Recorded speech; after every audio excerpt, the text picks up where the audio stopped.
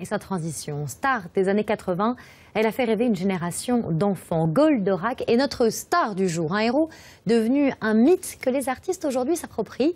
Une galerie parisienne propose de découvrir leurs œuvres. Nora Mediani, Sébastien Duport et Flavien Regnault nous font la visite. Le méchant Vega n'a jamais réussi à mettre la main sur Goldorak. Mais nous, si. Sa cachette se trouve d'ailleurs à Paris, dans cette galerie d'art contemporain.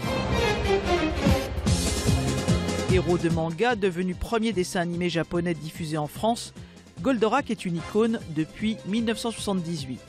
Alors là, il y a 15 artistes, essentiellement français. Graphiquement, le dessin a peut-être un peu vieilli.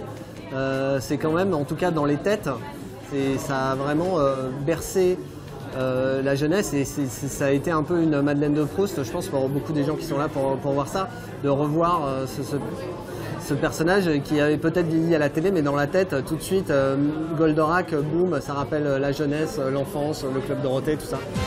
Mais ce formidable robot, qui est-il et d'où vient-il?